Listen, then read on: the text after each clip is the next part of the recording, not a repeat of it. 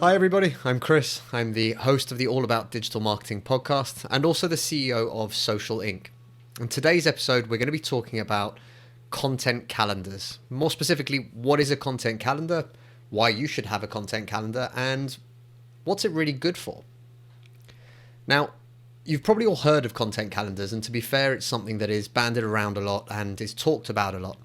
Every organization uses it differently, and every marketer probably has their own interpretation of how you use or why you would use a content calendar. But what exactly is it, and what should you be using it for? Well, there's a couple of different ways to look at this. Here's the most basics, and I'm going to just break it down into two things and two reasons why I think this is a phenomenal tool and why I think every small business especially should be using one.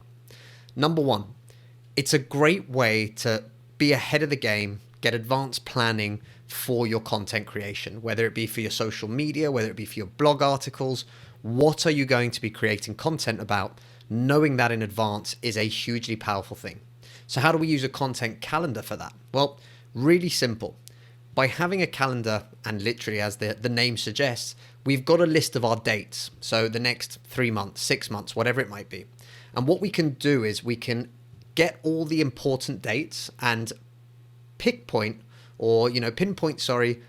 which dates are really specifically important to us.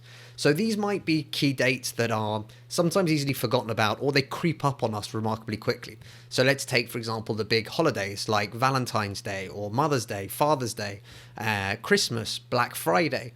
All these things tend to sneak up on people, and the number of companies that I know that will either talk to us around end of November, beginning of December and say, well, what are we doing for Christmas? At that point, it's too late, right? You're running around, you're trying to play catch up, and therefore you're not really on top of things. So what we can do with a content calendar is really simply put in Black Friday's date, work backwards from that. So Black Friday happening in a week, Black Friday sale starting tomorrow. Are you ready for Black Friday? Whatever it might be. And you can schedule all those messages or all of those pieces of content, and you can do it backwards. So rather than trying to catch up with yourself at the time, you can now start planning the other way around. This is something that's really important, and it doesn't just apply to the big dates. For every company, you have the incorporated or the established date when you guys actually started. So every year you've got an anniversary, right? So for us, it's in September. We started in 2008. So later on this year in September, it will be 13 years since we started Social Inc. But we want to maximize that, and we want to talk about that. All of these little things can then be planned in and sorted out well in advance. And I think that's something that's really, really important. It's not just those big dates or your big dates, but think about it from this point of view. Celebrating your staff and the great team that you have around you by celebrating their work anniversaries, for example, or even their birthdays if you want to make a splash. Little things like that just mean that you will never be in a position whereby, oh crap, what are we going to post about next week? Or even worse, oh crap, today was Earth Day or whatever it might be, Small Business Saturday, whatever. What we also do on ours is that we actually have a list of Monday to Sunday hashtags, things that are relevant, things like Throwback Thursdays, for example. These are also really useful to just give you insight and ideas to quickly get up and running with your content for a particular day. So say you've got a block and you're not sure what to do, well, how about a Throwback Thursday post? That seems like a really good way of doing it. Or a Monday Thoughts, for example. All of these things just help you to align that and keep your content creation on track and going and moving forward. And I think that's number one for me, why it's so important for all small businesses to use a content calendar of some sorts. Then you've also got the idea of, and this for me is the second part, content themes. Now, why do we talk about content themes? Well, for a lot of marketers, this becomes a sort of trend.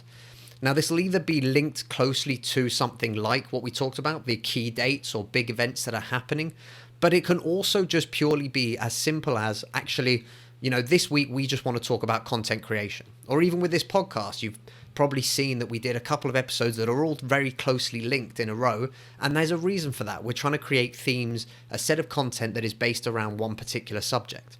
Now, for most organizations, this can be a particular product or a particular service, or it can be, to this week we're going to be introducing the whole team.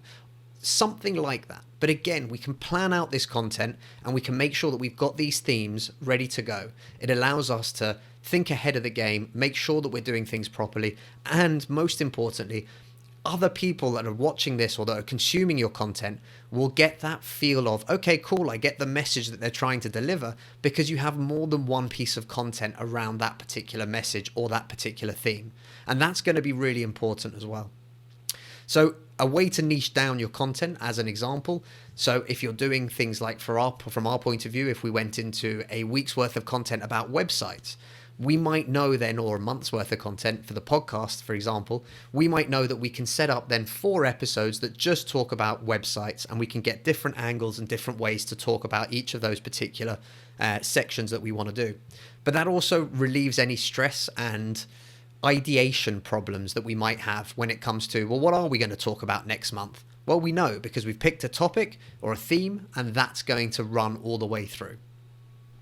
So these are just a couple of reasons why you should have a content calendar and how you can use it. But what actually is a content calendar? Well, this is where it gets, endless. How long is a piece of string?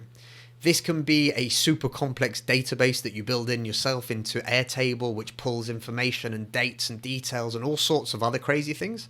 Or it could be as simple as an Excel spreadsheet or a Google Sheet. Why? It's not overly complicated. What we want to try and achieve is dates and what are we going to be sharing on those particular dates. If we use the metric, the KISS acronym that was coined, I think, by the US Navy back in the 60s or 70s, but keep it simple, stupid, the idea is exactly that. If we create these as the most simple potential version of it, there's a far bigger likelihood that we're going to keep using them, that we're going to keep them up to date, and that we're going to make sure that we're actually using it in the way that it's intended. So, as simple as it sounds, a Google Sheet with all the dates, with the different networks or platforms that you want to be posting on, with some key information about those dates, and then with the links to what the content is that you want to be sharing, or, for example, the links to the graphics or the actual posts themselves, we in fact write usually into the Google Sheets. That then gives you a basis to be able to review this internally really quickly and easily with your team, especially if it's on something like Google Sheets. Have a look at it, review, everyone's happy with it, then we can get that content scheduled. That's the key to this. We want to keep it as simple as possible so that we can go from, here's our plan of action for the next month, here's the content creation for the next month, this is now all scheduled for the next month. And that's a really, really good way of doing it. Remember as well that if you have scheduled content but something big happens, there's nothing stopping you from creating an on-the-fly post about something big or about some big news that you want to share with your audience. But having that baseline content sorted and knowing that if you get too busy or if you get pulled away by fires or whatever it might be that's happening in your business right there and then, you're not going to be affected by the fact that you haven't got something going out. I know this for a fact because we've been there. Everyone I know has been there. And even the clients that we work with, we've seen them do it before and after they've started working with us. It's so easy to go, oh, we didn't post this week. And then a week turns into a month. And before you know it, actually, your channels are pretty much dead and nobody's posting on them. By having this plan, by having a content calendar in place, that shouldn't ever happen. You should always have your baseline content ready to go and just pushing along on the right way. So if you want a simple to use calendar, we're happy to say over at socialinc.co, you can find a very free, available to you right now, content calendar. It's an Excel spreadsheet, and I believe the Google Sheets version is also available to download. But that will allow you to just get this system set up and started for yourselves.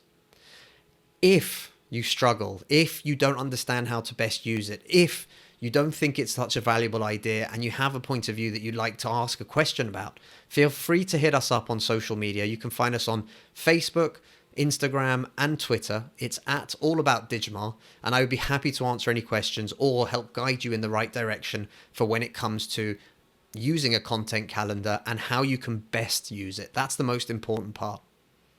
For now, thank you so much for listening, as always, And again, please do hit that subscribe button if you haven't done already. And if you're checking this out on YouTube, or if you haven't already checked us out on YouTube, please feel free to look for All About Digital Marketing over on YouTube. Find us there. You'll get all the video interviews and also some of these solo episodes that I do also include the inside workings, the tools, the share screens, all of that kind of stuff. So it is a really useful and valuable tool for you as well.